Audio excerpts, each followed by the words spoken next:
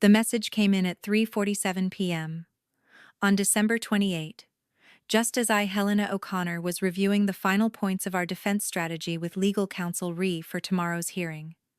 My phone vibrated once. A private message from my younger sister, Natalie. Don't come to the New Year's Eve party. My fiancé is a senior enforcement attorney at the CFPB. His family values their reputation. He can't know about your situation right now. It's Sepsidon's patter. Before I could even put the phone down, the family group chat lit up. Mom agreed with Natalie. Dad said he just wanted things to go smoothly. My sister Whitney suggested waiting until next year when things are more settled. Even Travis chimed in, saying it would be better for everyone. They all kept using the same cold word to refer to me, the situation, as if I were a problem that needed to be hidden. I read every line, that familiar tightening twisting through my stomach. I didn't argue. I didn't explain. I typed just 2 words, understood. Then I placed the phone face down on the desk. On the other side of the glass wall in my corner office, high above downtown Denver, at Apex Realty Tech, Casey was waiting with a thick file stamped confidential, preparing for the biggest hearing the company had ever faced. No one in that family chat knew this. Tomorrow morning, Natalie's fiancé would walk into the most consequential confrontation of his career and come face to face with the person I had become. I turned my phone face down and refocused on the large screen across the desk. Ree, my general counsel, was pointing to a specific section of the CFPB's request package lines, highlighted like knife blades, circling exactly what they considered a weak point in how Apex handled user data sharing consent. On the table, the thick binder stamped confidential had swollen with appendices, raw datasets, market analysis reports, case law, and rebuttal arguments the team had assembled over months. Casey quietly set a fresh cup of coffee beside my hand, a familiar ritual during these last, storm-before-landfall nights. Ree spoke slowly, with the certainty of a nail being driven home. If they go after the consent logs, we'll show they're misreading them. Our system has a clear opt-in flow, explicit confirmation steps, and a documented withdrawal mechanism. I nodded, my eyes scanning the standardized charts, every column, every timestamp, every piece of evidence boxed in so no one could twist it with emotion. This was no longer an ordinary prep meeting. It felt like a full dress rehearsal for a trial, where a single misstep could send consequences rippling through the entire company. But then, amid Ree's steady analysis of regulatory language and the soft rhythm of Casey's typing, my mind drifted to a single question. How did I get here from being the situation, quietly excluded from a family party, to walking into a hearing room as a CEO, carrying an entire system, a team, and a truth my family had never been willing to face? I grew up in a family in the suburbs of Denver where my path seemed pre-written. My father built a solid career in commercial banking. My mother practiced corporate law, and success as they defined it was always tied to stability, reputation, and titles that were easy to explain. When I was accepted to Harvard, majoring in applied mathematics and economics, the family threw a celebration, convinced it was the perfect launchpad to Wall Street or law school. But by my junior year, I became obsessed with a different problem: the irrationality of real estate valuation. The numbers relied far too heavily on human bias and outdated data. I started building machine learning models in my dorm room, experimenting with ways to combine school district data, microeconomic trends, even climate risk. My professors encouraged me, but my family didn't understand. I turned down the dream banking internships and chose instead to follow something I believed could actually change the game. In that moment, I realized something simple but painful. Sometimes your dreams won't align with your family's expectations. And that doesn't make them wrong, it just makes the path lonelier. If you've ever stood at the crossroads between following your passion and pleasing others, comment 1 below.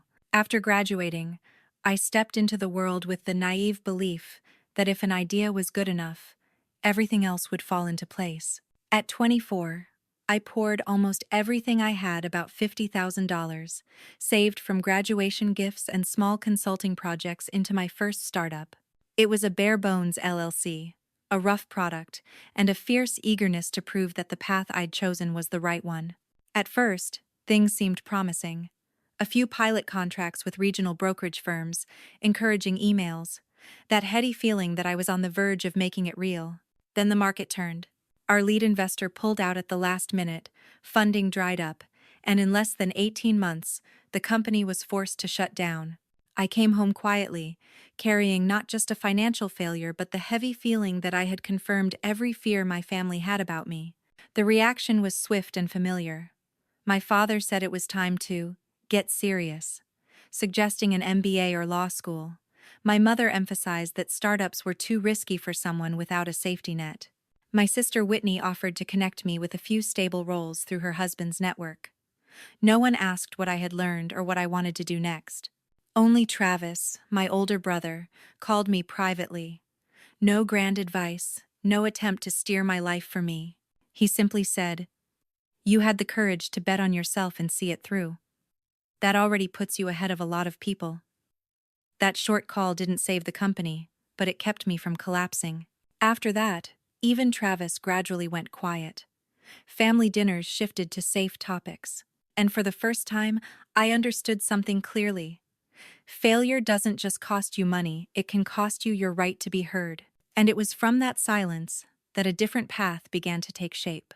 After the first failure, I stopped announcing anything. No statements, no updates, no attempts to prove myself to anyone. I moved into a small apartment in Lodo, downtown Denver, and went back to the most fundamental thing, the algorithm that had failed. I dissected every error, every flawed assumption, replaced data sources, and added layers of control and robustness to the model. This time, I wasn't chasing speed. I chose precision and discipline. When I founded Apex Realty Tech, I deliberately kept everything low profile.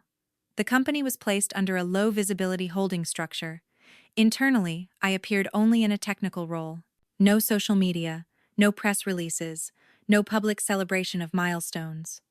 The breakthrough came when a mid-sized REIT in Texas agreed to pilot the platform. Within a single quarter, valuation variance dropped by 28%, saving millions of dollars. The news spread slowly but steadily within professional investment circles. Funding came next. A $2 million seed round, then a Series A at a $15 million valuation, followed by a carefully curated team recruited from MIT, Stanford, and leading proptech firms. The office expanded, and the product began to be adopted by major lenders and institutional investors. By the time we reached Series B, the valuation had climbed into 9 figures. Forbes reached out for an interview. I declined. Not out of humility, but because I understood that attention too early is a form of risk. My family knew nothing about the scale of it all. Not out of resentment, but because I had learned that silence can be a form of protection, protecting the company from outside expectations, and protecting myself from having to justify the path I chose. That Thanksgiving unfolded exactly the way my family always preferred. Everyone present, polished, and centered around respectable stories. Natalie brought Wesley home for the first time. She held his hand, beaming, as she introduced him. He was just promoted. He's a senior enforcement attorney at the CFPB. The table lit up instantly. My father leaned in to ask about major cases. My mother grew curious about Wesley's family background, and my sister Whitney immediately began connecting him to her husband's real estate network. Wesley spoke calmly and confidently, the exact type my family had always admired. When the conversation finally turned to me, the question came lightly. "And what does Helena do again?" I answered briefly, neutrally. "I develop software that supports real estate valuation and market forecasting." Wesley nodded politely and smiled. "Sounds like a useful support role." And just like that, the conversation drifted back to Natalie's plans, Wesley's career opportunities, the bigger and safer topics. No one asked a follow-up. No one seemed curious. I sat there, passing dishes, listening, and realized how familiar this feeling was. My work existed, but it wasn't important enough to be explored. What struck me most was that I no longer felt sad or angry. It was simply a quiet confirmation that, in their eyes, I would always remain outside the center of the story. If you've ever sat through a family gathering where your achievements were brushed aside as a footnote, comment one. You're not alone. many highly capable people have been cast as supporting characters in their own families. A few weeks after Thanksgiving, during a routine compliance review, Ree suddenly paused over a newly arrived file. It was a preliminary inquiry notice from the CFPB, requesting information on how prop tech companies handle user privacy, consent mechanisms, and algorithmic bias risk. None of that was unfamiliar. We had long since conducted proactive internal audits. But when Ree flipped to the final page, his expression stopped short. The name of the lead enforcement attorney was printed clearly at the top: Wesley Hargrove. The room went quiet for a few seconds. Ree looked up at me and said slowly, "This is a potential conflict of interest. Under federal ethics rules, he's required to disclose it and recuse himself." I nodded, a chill running down my spine, not because I was afraid of the inquiry, but because of how precisely everything aligned. The fiancé my family had so openly admired was now leading an inquiry aimed directly at the company I ran. We weighed our options carefully. Proactively flagging it could unnecessarily escalate the situation, turning a routine process into a public flashpoint. Silence, on the other hand, violated no rules. The duty to disclose lay with the enforcement side, not the company. In the end, I chose to focus on what I could control: strengthening compliance, adding an independent audit, tightening our consent documentation, and running another full round of algorithmic fairness testing. I didn't say anything to my family, not out of calculation, but because I understood one thing: the truth reveals itself in its own time, and when it does, I want to be standing on data, not explanations. New Year's Eve arrived in a deliberate quiet. I stayed in my high-rise apartment overlooking downtown Denver, alone with a still-warm box of Thai food and a glass of red wine on the table. No evening gown, no rooftop party, no familiar small talk and scripted wishes.